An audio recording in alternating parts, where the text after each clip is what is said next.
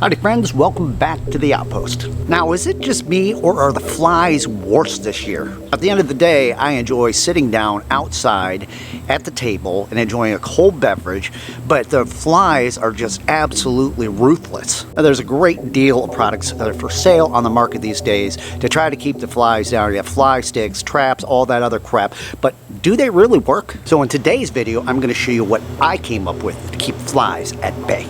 Now, one thing I've learned about the common housefly throughout the years is they're constantly on the move looking for somewhere to land so they can taste the contents and eat it and stuff, such as sweat on your skin, food laying around, a cigarette ashtray, and don't get me started about animal feces. Everybody's seen dog poop on the ground and you see flies sitting around eating them.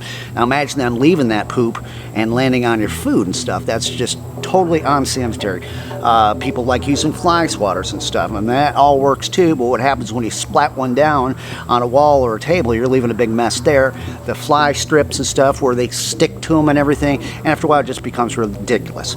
Sit back for a couple moments and let me show you what I call the redneck fly trap. First thing that you're going to need to make the redneck fly trap is a couple basic mason jars. Next thing you're going to want is something to poke holes in the metal lid of this glass jar. In this case, I have a pair of side cuts that I've opened up like this. Watch as I puncture some holes in the top of that lid. So the first things first, safety is always paramount. You don't want to be going in here and jabbing your finger or breaking the jar or anything like that. So be careful, take your time. I'll show you how I'm going to go about doing this. Alright, so ultimately this is what you're looking at. We're making two because two is better than one. And you don't want to break these holes in here too big. Alright, and I'll show you the reason why behind that. Here's our next move. Alright, now that we've got our holes poked in the top of the mason jars and stuff, we're going to add 4 simple yet irresistible ingredients. Alright, what we have here is some simple pancake syrup. It's pretty cheap, easy. It's in usually all your cabinets. A little bit of honey, as well as some molasses. Now we have a 4th ingredient, like I promised. We'll show you that at the end. Let's go ahead and put this stuff in these jars.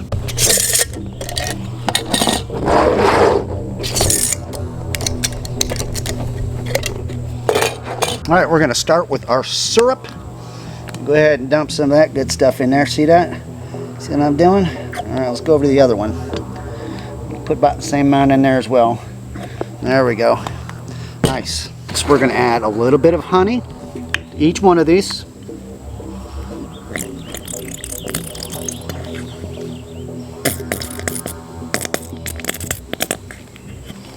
Yes. And at last, we're going to add a little bit of molasses in here. There we go. Now all this stuff should usually be in your cabinet or your cupboard, and they're fairly cheap to have around, whether you use them a lot or not. You'll want to use this stuff a lot more. Let's zoom in on the color on that cocktail. Ooh, that makes my teeth hurt just looking at it. All right, here comes the last and final ingredient. Last but not least, we have 2 perfectly fine pieces of regular bologna. We're going to cut them up into pieces and dump them into the cocktail.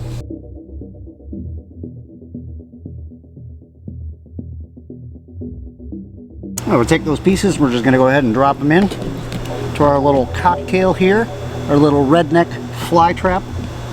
Oh, if you were a fly, you wish you were here. Kinda. There we go. Just evenly spread them out in there. Now you can use hot dogs or whatever. You even skip this step altogether. But I've noticed that it's irresistible. These flies just go crazy over them. Almost there. Get them all up in there. Let them soak in, sink to the bottom, whatever they are. And there we go. Alright, let's go ahead and put the lids back on these mason jars. One's there. And right over here by the camera, second one, just like this. Now we're going to set these on both sides of the table and sit back and watch the fun begin.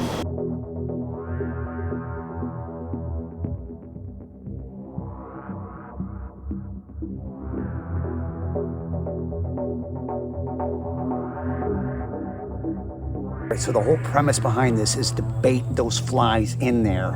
I rubbed a little bit of the syrup on the lid to get their attention, and every fly in the neighborhood is going to find these 2 jars, the other one's sitting over there, and they're going to end up finding their way down into one of them holes, and they're going to get stuck and they can't get back out.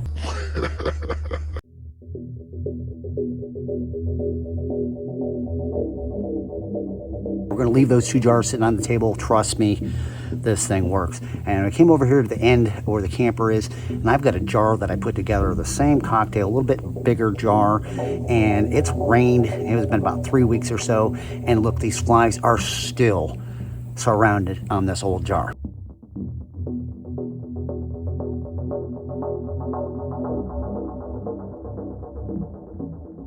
Now, as soon as those flies finish eating all that good, delicious syrup off the top of the lid on that mason jar, they're going to find their way down through one of those holes into the syrup, and it's going to get all over them, and they're going to try and fly to get out of there. They're going to get tired and fall into the syrupy goodness, and that'll be it. Brilliant.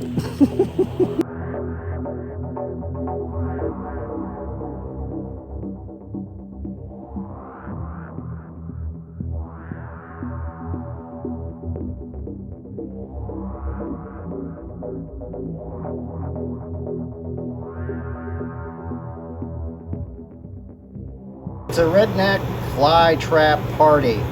Once they've eaten all that stuff off the lid, they'll get down inside of there, thinking they're going to get to the good stuff.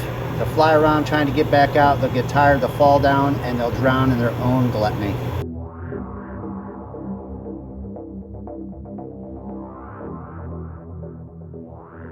There's already flies getting inside of there. See what I'm talking about? They start getting the syrup on them, and they can't fly around. They get on their wings and everything. Some of them are smart. They get in there and they fly around, but they get tired and they can't find the way back out of there, and they end up falling down into their own little sweet death.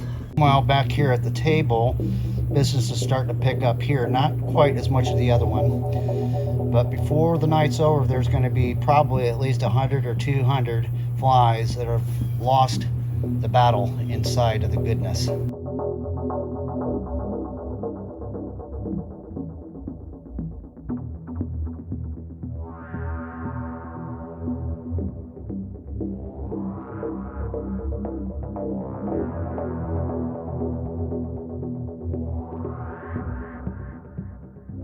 See, look, they're struggling. Once they get that syrup and stuff on their wings and everything, they're going to get tired and fly around. They're going to fall down in the syrup. Look, once they get down in that syrup, chances aren't very good that they're going to make it back out, because now they're all covered in that sticky stuff, and that's where they'll die. What you're going to end up wanting to do is set these little traps away from the general area you're going to be sitting. You don't want to be attracting the flies to your table if you're sitting here having a picnic or just hanging out and having a couple drinks. Just set them off little ways to the area and just let them be. And trust me, any flies that are in this area are going for that jar before they go for your sandwich. That's going to do it for this one. Thanks so much for hanging out and watching the video of the redneck fly trap. Trust me, it works. You have video footage of exactly what I just did here, and most of these ingredients you can find in your pantry for that matter, and you don't have to use bologna. You don't even have to use anything. You put hot dogs, whatever in there. It's just an added thing that draws these little buggers that are such a pest during the summertime. And remember, there are other alternative ways of doing things instead of spending a bunch of money on products from the store or swatting them and making a big mess. Got any comments, questions, leave them down below. Until next time, I'll see you on the outpost.